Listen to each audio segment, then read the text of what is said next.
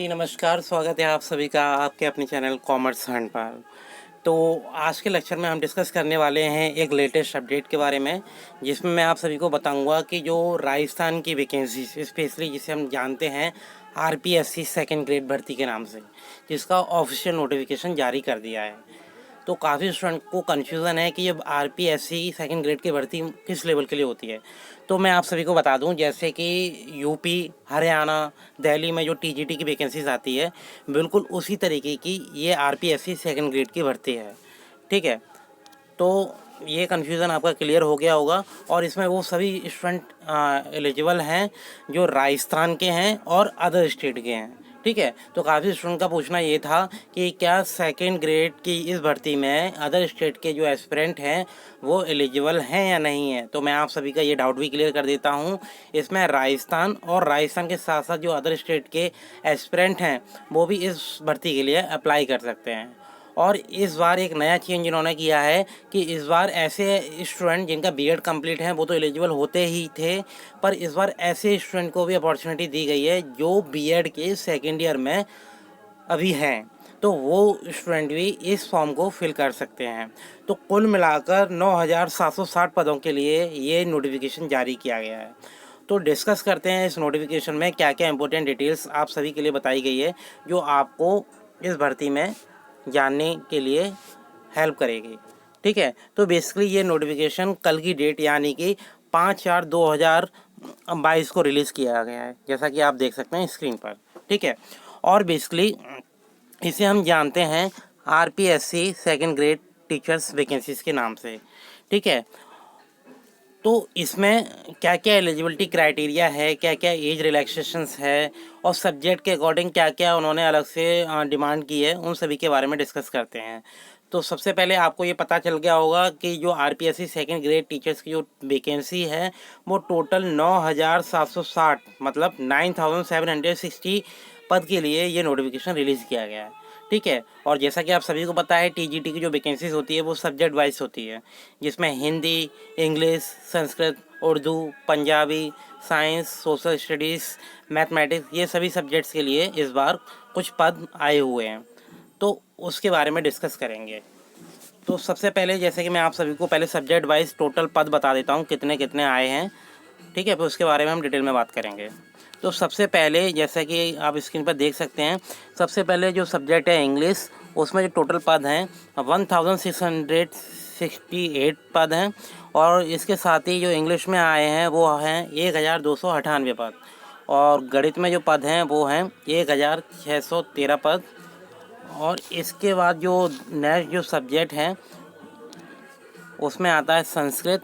तो ऐसे एस्पिरेंट जो संस्कृत से हैं तो उनके लिए 1,800 पद हैं। विज्ञान वालों के लिए 1,565 पद और सामाजिक विज्ञान वालों के लिए 1,640 पद।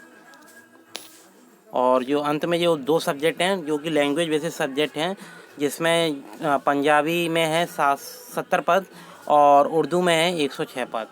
तो कुल मिलाकर 8 सब्जेक्ट के जो वैकेंसीज़ हैं वो आई हैं। ठीक है, तो इसमें एक छोटा सा जो अपडेट आया है उसके बारे में और बता दूं मैं। तो ऐसे एस्पिरेंट जो राजस्थान से बिलोंग करते हैं और जिनका रेजिडेंशियल स्टेटस और डोमिसाइल सर्टिफिकेट राजस्थान का है, तो अगर वो जनरल के हैं तो जनरल के ट्रीट किए जाएंगे। अगर वो किसी रिजर्वेशन कैटेगरी से बिलोंग करते हैं तो उनको रिजर्वेशन कैटेगरी का एडवांटेज मिलेगा। पर इसके साथ एक नया एडिशन ऐड किया जो शायद पहले भी था, जिसमें अगर अदर स्टेट का कोई एस्पिरेंट है जो reservation category, just example SC, ST, OBC, minority category से था या है, ठीक है, तो वो सभी स्टूडेंट इस वैकेंसी के लिए जनरल कैटेगरी में ट्रीट किए जाएंगे, मतलब अनरिजर्व कैटेगरी में ट्रीट किए जाएंगे, चाहे वो अदर स्टेट में अपनी रिजर्वेशन कैटेगरी में आए। क्लियर? तो इसमें काफ़ी डिटेल दी गई है और ये पीडीएफ कुल मिला के 6 से 7 पेज का है। तो इसमें जो जो मेन बातें हैं वो मैं आप सभी को बताऊंगा। क्लियर? तो आपको टोटल पद पता चल गए सब्जेक्ट वाइज। अब इसमें क्या क्या इंपॉर्टेंट इंफॉर्मेशन है उसके बारे में डिस्कस करते हैं। तो जो इम्पोर्टेंट पद हैं उसके बारे में हम डिस्कस करेंगे। सबसे पहले बात कर लेते हैं सब्जेक्ट वाइज क्या क्या एलिजिबिलिटी मांगी है इन्होंने। ठीक है, तो सबसे पहले ऐसे एस्पिरेंट जो हिंदी, अंग्रेजी, गणित, संस्कृत, उर्दू एवं पंजाबी विषय के लिए अप्लाई करेंगे तो उनके लिए अनिवार्य शैक्षणिक योग्यता क्या होनी चाहिए? तो उनके लिए बोला गया है ग्रेजुएशन और equivalent examination recognised by UGC with concern subject as optional subject और डिग्री और diploma in education recognised by the NCTE. ठीक है, तो मतलब हिंदी, अंग्रेजी, गणित, संस्कृत, उर्दू, पंजाबी विषय में अगर उन्होंने ग्रेजुएशन किया है और साथ ही साथ टीचिंग का जो भी है उन्होंने बीएड या अदर डिप्लोमा किया हुआ है टीचिंग से रिलेटेड, तो वो है ना एक तो यूजीसी और साथ ही साथ एनसीटीई से रिकग्नाइज होना चाहिए। क्लियर। अगर बात करें विज्ञान विषय के बारे में, जिसे हम साइंस के नाम से भी जानते हैं, तो इसमें इन्होंने जो डिमांड की है वो क्या है, ग्रेजुएशन के साथ साथ equivalent examination recognised by UGC. ठीक है, with at least 2 of the following subject, मतलब जो 2 ऑप्शनल सब्जेक्ट हैं उनका कॉम्बिनेशन होना चाहिए साइंस वाले स्टूडेंट के लिए। जस्ट एग्जाम्पल, फिजिक्स केमिस्ट्री होना चाहिए, फिजिक्स जियोलॉजी होना चाहिए, फिजिक्स बॉटनी या chemistry botany, microbiology, biology technology और बायोकेमिस्ट्री, इसमें डिग्री हो या डिप्लोमा हो। ठीक है, और जो साथ साथ यूजीसी एंड एनसीटी से रिकग्नाइज हो। तो याद रखिए सारे साइंस वाले जो स्टूडेंट हैं वो जितने भी सब्जेक्ट दिए हुए हैं उसमें से कोई 2 सब्जेक्ट उन्होंने पढ़े हों। क्लियर। तो 2 of the following subject as optional subject. अब बात आती है लैंग्वेज वाले सब्जेक्ट के जो टीचर्स के बारे में बात हो गई, साइंस वालों के बारे में बात हो गई। अब बात करते हैं सामाजिक विज्ञान विषय के लिए क्या इन्होंने एलिजिबिलिटी रखी है। तो इसमें इन्होंने बोला है सेम कंडीशन है कि ग्रेजुएशन होना चाहिए, साथ साथ तो उनका बीएड होना चाहिए और जो कि यूजीसी और एनसीटी से रिकग्नाइज होना चाहिए। साथ ही साथ एक कंडीशन और इन्होंने ऐड की हुई है, at least 2 of the following subject as optional subject. मतलब इसमें भी इन्होंने बोला है कि कम से कम 2 सब्जेक्ट का कॉम्बिनेशन होना चाहिए, जिसमें कुछ सब्जेक्ट दिए गए हैं जिसमें से आप अगर किसी भी 2 सब्जेक्ट आपके पास हैं तो आप इस वैकेंसी के लिए अप्लाई कर पाएंगे, जिसमें history, geography, economics, political science, sociology, public administration and philosophy. Clear. तो अगर आपके पास हिस्ट्री ज्योग्राफी है आप अप्लाई कर पाएंगे, हिस्ट्री सिविक्स से आप अप्लाई कर पाएंगे, हिस्ट्री इकोनॉमिक्स से आप अप्लाई कर पाएंगे। क्लियर। इसके बाद इन्होंने जो एक इम्पोर्टेंट पॉइंट ऐड किया है जो मैंने आपको बता दिया, जिसमें शैक्षणिक योग्यता के अंदर इन्होंने बोला है ऐसे अभ्यर्थी जो अंतिम वर्ष में सम्मिलित हो या सम्मिलित होने वाला व्यक्ति भी आवेदन कर सकता है। जस्ट एग्जांपल, जो ऐसे स्टूडेंट जो बीएड कर रहे हैं और सेकेंड ईयर में आ गए हैं या आने वाले हैं, वो सभी स्टूडेंट इस वैकेंसी के लिए अप्लाई कर सकते हैं। क्लियर। और साथ ही साथ जो आयु सीमा क्या मांगी गई है इस वैकेंसी के लिए, ये मतलब एज का जो क्राइटेरिया क्या है, तो इसमें लिखा हुआ है 1/1/2023 को न्यूनतम 18 वर्ष और अधिकतम 40 वर्ष से कम होनी चाहिए। मतलब कम से कम 18 साल और अधिक से अधिक 40 साल की जो आयु सीमा इस वैकेंसी के अंतर्गत रखी गई है। इसके बाद जो इम्पोर्टेंट इन्फॉर्मेशन है उसे भी जान लेते हैं। ठीक है, तो पॉइंट नंबर 1 में इन्होंने बताया है राजस्थान राज्य के अनुसूचित जाति, अनुसूचित जनजाति एवं अन्य पिछड़ा वर्ग, अति पिछड़ा वर्ग, आर्थिक रूप से कमज़ोर वर्ग के पुरुष, ठीक है, ये इन सभी को जो रिलैक्सेशन मिलेगा या रिजर्वेशन कैटेगरी के अंडर उनको मिलेगा 5 वर्ष का, जो कि राजस्थान से बिलोंग करते हैं।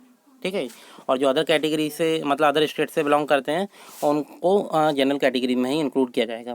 इसके साथ साथ और अपडेट बताया है राजस्थान की अनुसूचित जाति, जनजाति, अन्य पिछड़ा वर्ग, अति पिछड़ा वर्ग, आर्थिक रूप से कमजोर जो वर्ग की महिलाएं उनके लिए जो रिलैक्सेशन दिया है वो दिया है 10 वर्ष का। ठीक है, पुरुष के लिए 5 वर्ष का, महिला के लिए 10 वर्ष का। Women candidate belong to general category, मतलब ऐसी महिला जो जनरल कैटेगरी से बिलोंग करती हैं उनको जो रिलैक्सेशन है 5 वर्ष का दे रखा है। ठीक है, और विधवा या विच्छिन्न विवाह महिला, तो उनके लिए जो अधिकतम आयु सीमा नहीं है कोई भी। ठीक है, इसके बाद जो और इम्पोर्टेंट पॉइंट हैं उसके बारे में डिस्कस कर लेते हैं आप सभी के लिए।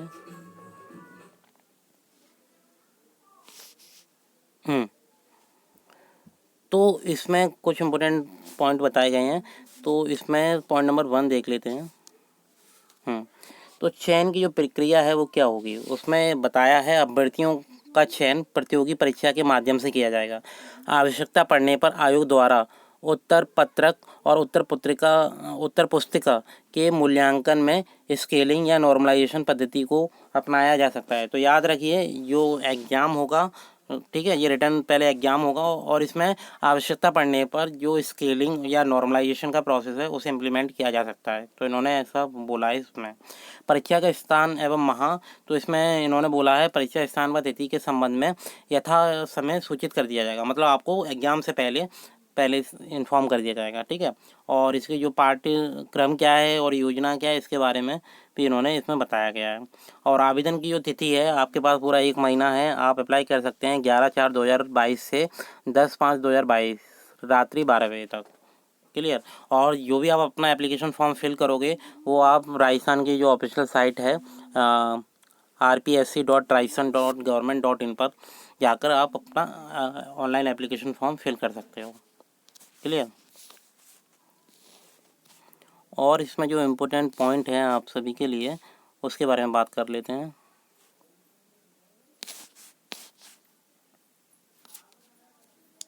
इसमें जो परीक्षा शुल्क दे रखा है उसे आप एक बार देख लिए। जनरल कैटेगरी के लिए भी दे रखा है और अदर कैटेगरी के लिए भी दे रखा है, तो ज़्यादा अंतर नहीं है, मुश्किल से 50-60 या 100 रुपये का अंतर है। क्लियर। इसके बाद अब बात करते हैं scheme and syllabus of competitive exam for senior teachers. ठीक है, तो इस वैकेंसी के लिए क्या सिलेबस रहेगा। तो बेसिकली इसमें जो क्राइटेरिया किया गया है, तो the examination shall carry 500 marks. तो एग्ज़ाम होगा 500 नंबर का और इसमें 2 पेपर होंगे आपके।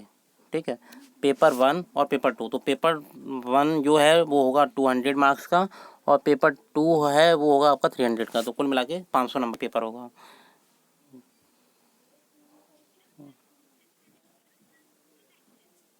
ठीक, 1 मिनट।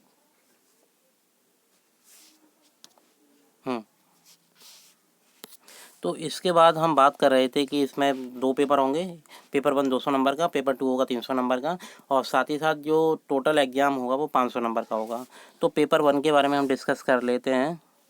पेपर 1 में क्या क्या इन्होंने बोला है। The question paper will carry 200 marks. मतलब पेपर 1 जो होगा 200 नंबर का होगा और ड्यूरेशन जो होगा 2 घंटे का ड्यूरेशन है। ठीक है, और इसके बाद जो the question paper will carry 100 question of multiple choice. तो टोटल 100 क्वेश्चन पूछे जाएंगे और वो भी एमसीक्यू मोड में होंगे। और इसके साथ ही साथ जो पेपर 1 में जो सिलेबस और जो सब्जेक्ट इन्होंने रखे हैं वो हैं, सबसे पहले geographical, historical, cultural and general knowledge of Rajasthan. मतलब राजस्थान के रेफरेंस में जो भी जीएस है वो पूछी जाएगी। करंट अफेयर्स क्या है राजस्थान का, ये भी इंक्लूड किया है। General knowledge of world and India, India और वर्ल्ड के रेफरेंस में। और साथ ही साथ एजुकेशनल साइकोलॉजी।